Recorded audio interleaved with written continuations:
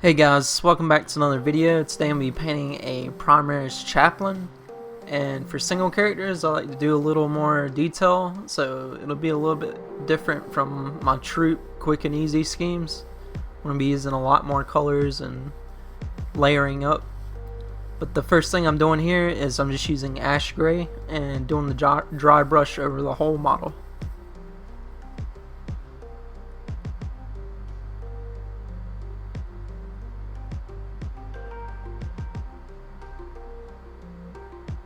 In parts that I know will have a more lighter base, I will go back and do a second pass with the ash gray just to make it a little more opaque.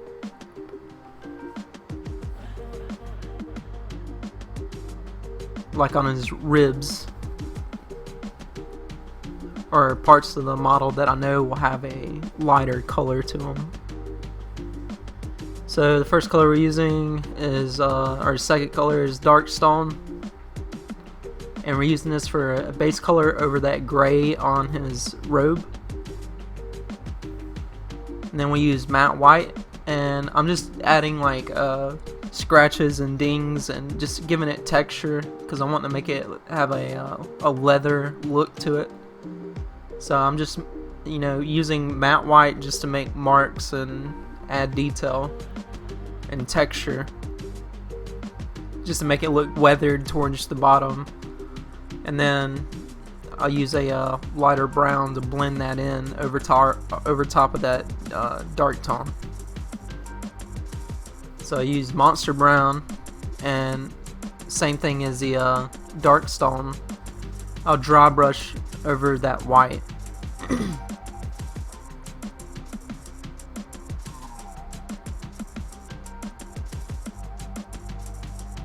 And I think it gives it a pretty cool textured leather look like that,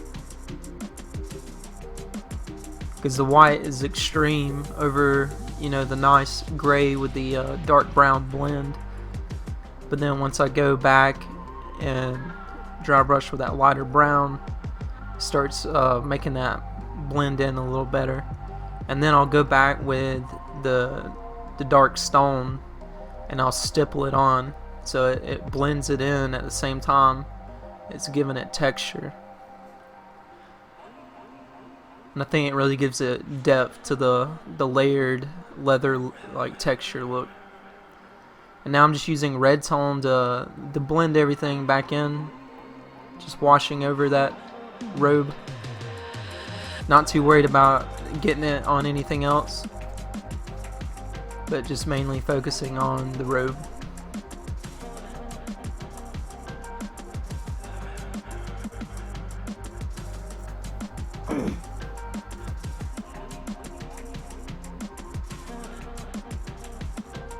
And that's what we're looking like so far. So again, that's the dry brush with the ash gray, and then the dark tone, or the dark stone dry brush, and then using matte white to do detail lining, and then using the monster brown to blend that in, and then the final blend would be the red wash over it. So we're just using desert yellow here. This will be our base color for those two banner strips he's got hanging off of him.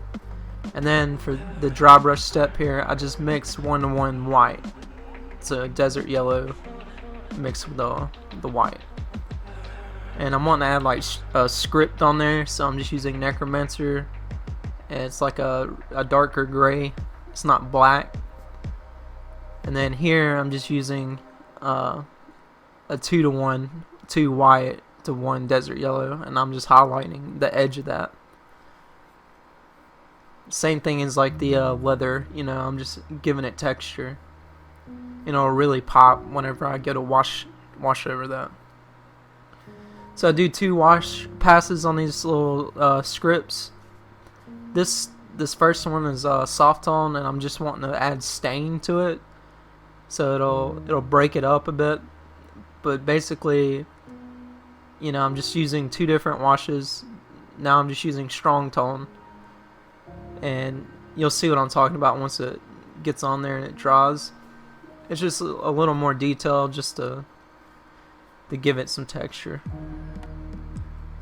So next I'm doing the belts, and I'm using fur brown starting out. So we'll base this on his gun holster and then his belts.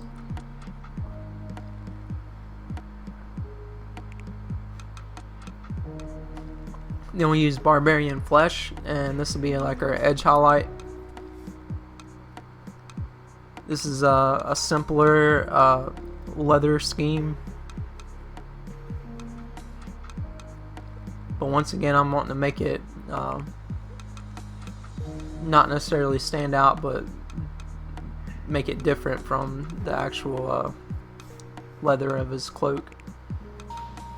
So after the edging, then I'll go back and I'm using military green, and this will just help blend in and tone everything down from such a bright color.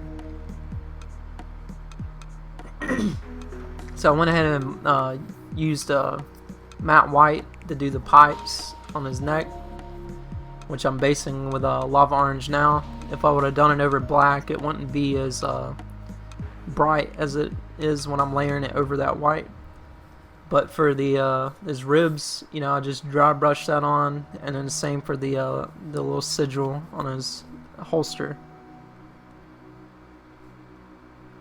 And so I go back and same thing like we did on the scripts on his hanging off his chest.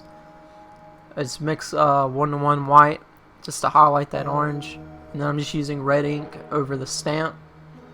And then I'll use crusted sword, the base for the his scepter.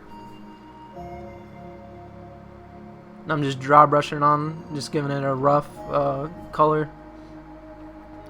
And then I'm using white mix, same thing as everything else I've layered onto, 1-to-1. And we're just edging, you know, those little quilted look padding on his scepter.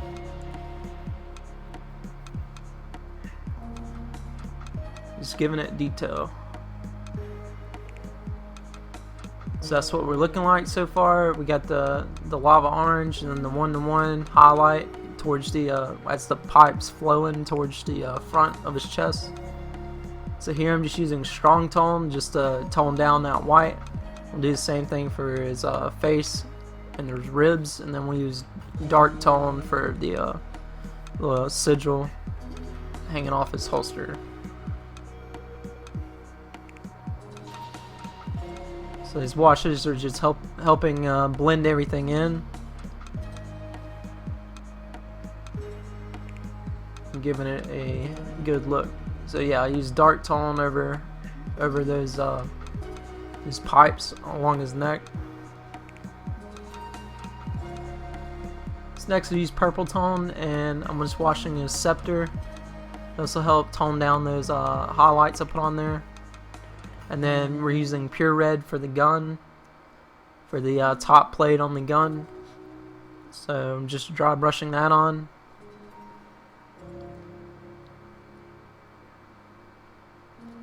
And now I'm just using lava orange as a highlight, and we're just focusing on the tip of that gun. It'll blend in, and it'll have a pretty cool blend from like orange to purple. I'm washing the gun with purple tone as well, just to blend everything in, and I actually really like the way that looks over that gun. The overall scheme, you know, we're wanting darker shades. So that's what we're looking like so far.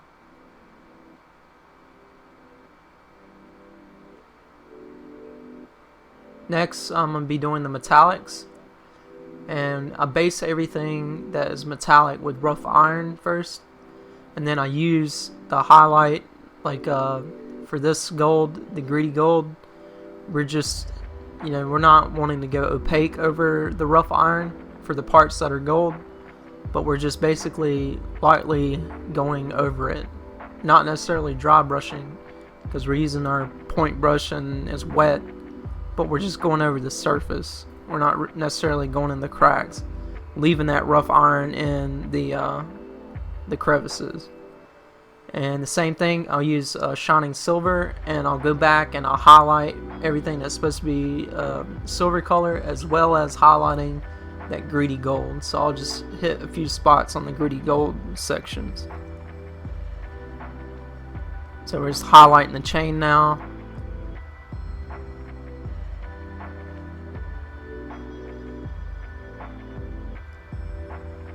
And so that's what it's looking like after the metallics are done.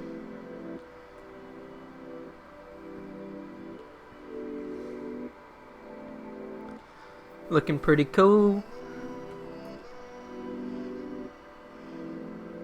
You can really see how that rough iron helps weather the metal in. It also helps it make the parts that we do paint with the highlights for the metallics stand out a lot more. It just adds definition. So next I'm using oil colors. I'm using yellow, orange, and emerald green. And I like to use these for like the weathering on the metallics. So you got your rust color, and then you got your, you know, your copper rust color or tarnish. And then I'm just using spirits, and I'm just wiping away because the oil is still wet when it's on there. And you can just use spirits and wipe away the oil, and it'll stay in the cracks.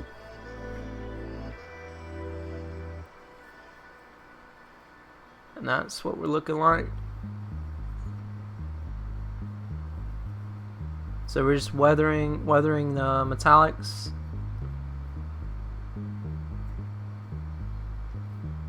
Just to blend everything in.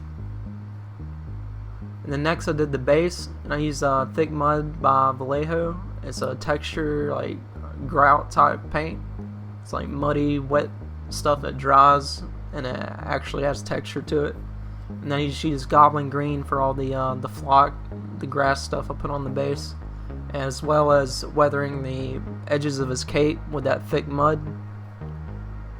Not to go too crazy with it, but just, you know, putting it in spots that would make sense. So now I'm using enamel paint, and this is streaking grime, and I'm basically doing a once over on the whole model, 1-to-1 with spirits and streaking grime.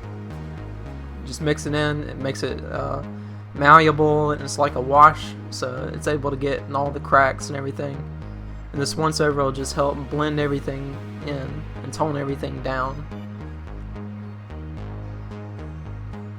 And you usually want to wait until your oil paint is dry to apply this, because the spirits will take that away.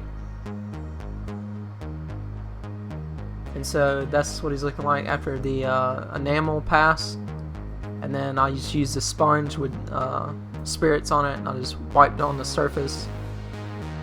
And I think it really gives it another,